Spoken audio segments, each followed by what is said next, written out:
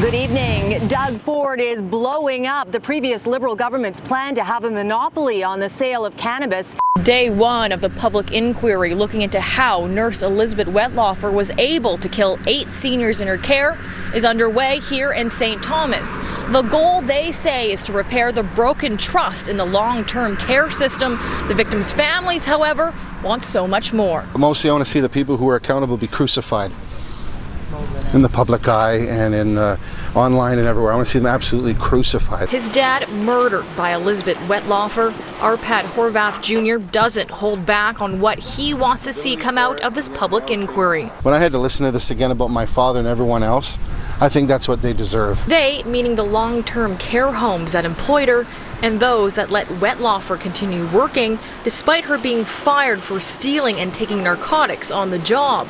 The probe is being led by Ontario Court of Appeal Judge Eileen Galeese. She's examining systemic failures that allowed Wetlaufer to inject more than a dozen patients with overdoses of insulin, all while working at long-term care homes and private residences for nearly a decade. To know how easily she slipped through the cracks, how easy it could have been for the College of Nurses to take her license away years before she started killing people. Wetlaufer's crimes only coming to light when she confessed to mental health workers and police.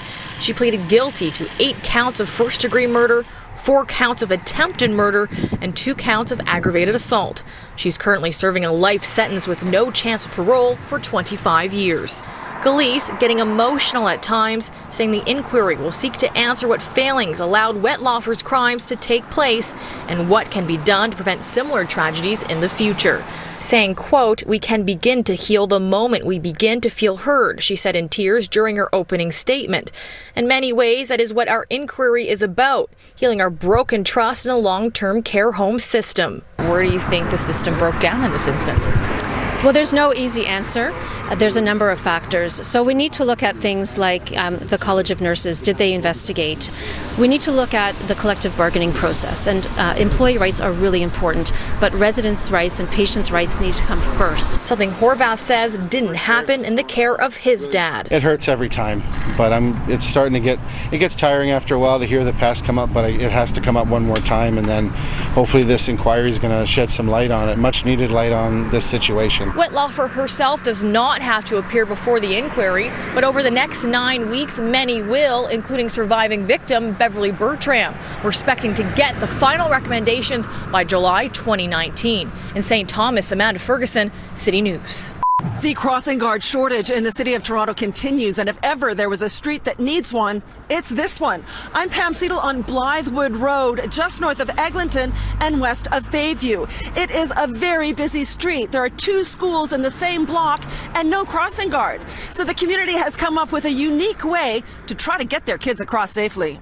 I can't tell you the number of times that we've been halfway across the street and cars, even multiple cars, will go through, and I've seen ladies with strollers, with babies, with multiple young toddlers, and the cars, they don't see them, or they are distracted, they don't stop. So the community has devised a system where pedestrians use flags to make drivers aware and slow them down. We installed these flags here to help with the visibility. I think they have helped somewhat, but they're not ideal, and we've many times been out there holding the fluorescent orange flag and cars continue to go by. They don't really see us, so my mom starts waving the flag really close out to them so they can see, but it's a bit scary because you sort of think that they're going to crash into you. Parents tell me the street has become much busier thanks to construction on Eglinton, which drivers try to avoid. It's also a popular route to Sunnybrook Hospital, which is at the end of the street. There are 660 locations that are supposed to have crossing guards. City News covered the shortage at the beginning of the school year. The program is in the process of transitioning from being managed by Toronto Police to the city's Transportation Services Department. For now, the city's role is to backfill absences. They had anticipated about 30 to 40 a day. It turned out to be closer to 100. For the last 3 months, we've been working with our councillor, Jay Robinson, on trying to resolve this issue. Yes. We're missing 2 of our 4 crossing guards here and in front of the school. and we've been contacting Chief of Police, 53 Division, Councillor Robinson, Neptune Security, and no change, no action. Nobody has been here for 3 months. I spoke to the general manager of Neptune Security Services on the phone today. That's the company that's been contracted to provide the replacement staff. She told me that they had trouble filling the spots at the beginning of the year, but now are bringing in 80 to 85 crossing guards a day and are managing just fine. Well, Jay Robinson, the councillor for this area, says that is clearly not the case. School crossing guards are critical to getting kids to and from school safely, and we have to make sure we're providing that service. The city also admits they are having trouble. In a statement, a spokesperson said that since September, the contractor, Neptune Services, has reported that on average 70 to 80% of daily crossing guard absences have been fulfilled. We all agree it needs to be better. Transportation Services suggests that parents email schoolcrossingguard@toronto.ca if there are problems. Turnover rates for crossing guards is high. It is not well paid or full-time work, and it's a split shift. Neptune also told me today that crossing guards tend not to show up when the weather gets bad, so they're expecting to have to fill even more positions in the coming months. Both the City of Toronto and Neptune are actively recruiting people to become crossing guards. On Blythewood, I'm Pam Seidel, City News. I'm Brandon Rowe, North York, and while Wynne may be down, she's hoping voters won't count the Liberals out and stop a majority government. I think you can tell I'm emotional. It's hard.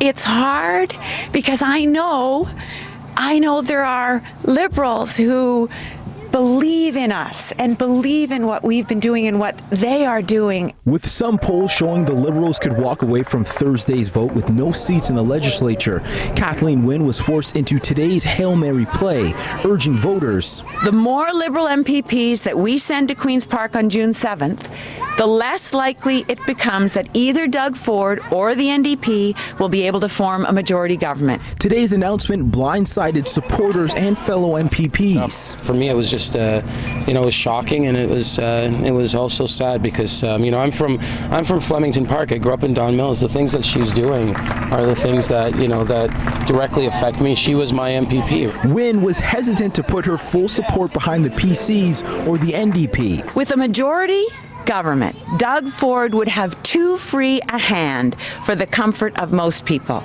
They just don't trust his judgment. People worry that the NDP will approach the responsibility of running Ontario's economy with a plan that is risky and is unrealistic.